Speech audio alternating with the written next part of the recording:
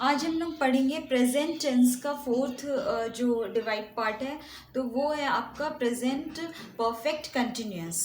तो present perfect continuous का मतलब कि अब जो परफेक्ट प्रेजेंट में, यानी कि प्रेजेंट में जो बात चल रही थी वो परफेक्ट हो गई, मीन्स काम हो गया है, बट कंटिन्यूअस उसके बाद वो कंटिन्यूटी में है। मीन्स परफेक्ट मतलब हो चुका है काम, बट वो फिर भी वो कंटिन्यूअस चल रहा है, ठीक है। तो प्रेजेंट परफेक्ट कंटिन्यूअस कहते हैं। अब यहाँ पर है कि हम लोग समझेंगे कि ये कैसे होता है, सेंटेंस का स्ट्रक्चर देखेंगे, एक्टिव और पैसिव का। हाँ, एक बात बताना है कि बाकी सब मतलब हम लोग पढ़े सिंपल प्रेजेंट, उसका एक्टिव टू पैसिव बनाए। देन हम लोग पढ़े प्रेजेंट कंटिन्यूअस, उसका भी एक्टिव टू पैसिव बनाए। देन प्रेजेंट परफेक्ट, उसका भी एक्टिव टू पैसिव कन्वर्जन किए।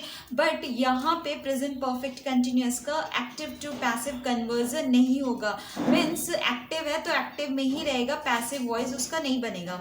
यहाँ पे नो पैसिव वॉइस फॉर्म, ठीक है। अब यहाँ पे एक्टिव वॉइस में क्या दिया, एफर्मेटिव दे दिया आपको।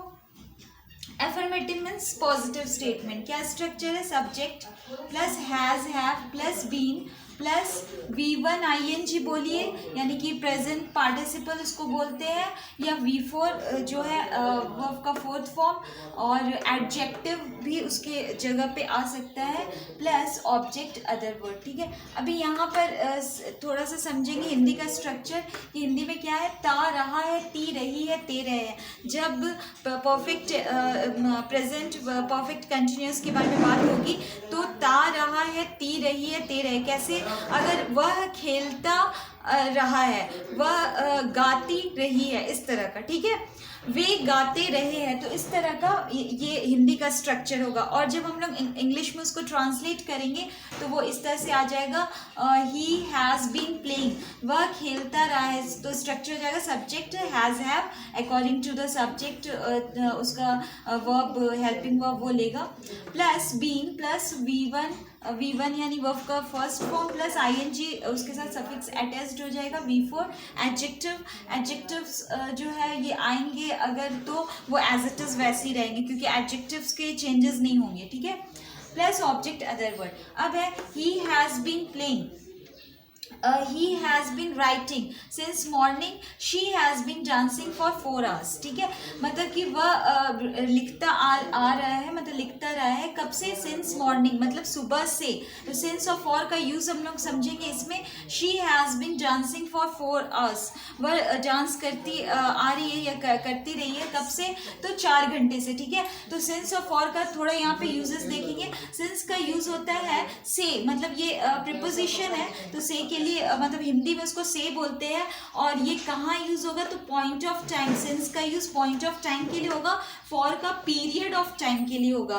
फॉर एग्जाम्पल, अगर हम लोग बोल रहे इवनिंग टाइम बोल रहे 19, इवनिंग टाइम मतलब कि वो सुबह से पढ़ते आ रही, तो क्या लगेगा, सिंस मॉर्निंग। वह शाम से पढ़ते आ रही है तो सिंस इवनिंग, ठीक है। वह 1925 से काम करते आ रहे, तो सिंस 1925 पॉइंट है, ठीक है। अब यहाँ पे वो सुबह 5 बजे से पढ़ रही है, ठीक है। तो 5 AM, तो क्या हो जाएगा, सिंस 5 AM, क्योंकि पॉइंट बता रहा ना, 6 PM पॉइंट बता रहा। तो लाइक दिस आपका क्या हो जाएगा, सिंस का यूज होगा। देन अगर आप बोलेंगे कि जैसे पीरियड ऑफ टाइम का मतलब अवधि जो हो रहा है, मीन्स ड्यूरेशन। अब जैसे कि 7 ईयर्स तो 7 साल, तो आप काउंट कर रहे हैं 7 ईयर्स, 4 आवर 4 घंटे 2 घंटे, तो इस तरह में क्या यूज होगा, फॉर यूज होगा। जैसे यहाँ पे हुआ, she has been dancing for 4 hours, वह ये डांस करते आ रही है, करती रही है 4 घंटे से, ठीक है, इस तरह का।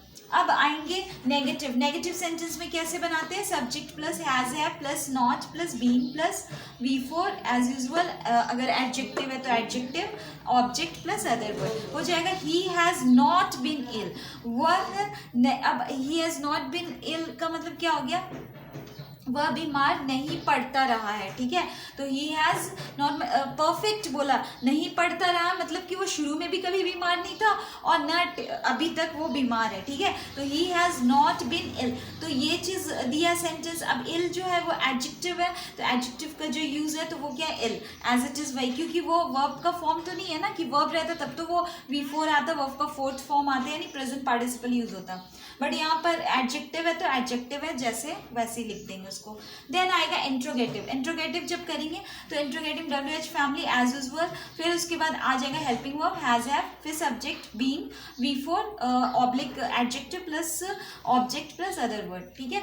फिर है why has he been playing since morning, तो इस तरह का है, मतलब कि वह क्यों मतलब क्या है, वह क्यों खेलता आ रहा है, मतलब सुबह से, ठीक है। तो वह क्यों खेलता आ रहा है, क्वेश्चन हो गया इंट्रोगेशन वाला, प्लस अगर हम लोग इंट्रोगेटिव प्लस नेगेटिव करेंगे तो यहाँ हैजंट यूज कर देंगे, why hasn't he been playing. हाँ, याद रखना है कि ही के बाद सब्जेक्ट के बाद बीन आएगा, और हैजंट भी करेंगे तो ये ही के पहले, ठीक है। यहाँ पर ये नहीं कि आप बीन के बाद नॉट यूज कर रहे, ठीक है। तो ये क्या है, अटैच्ड रहेगा हेल्पिंग वर्ब के साथ, हैज नॉट, फिर उसका सब्जेक्ट होगा, फिर देन बीन, फिर प्लेइंग, फिर सिंस मॉर्निंग। तो why has he been playing since morning.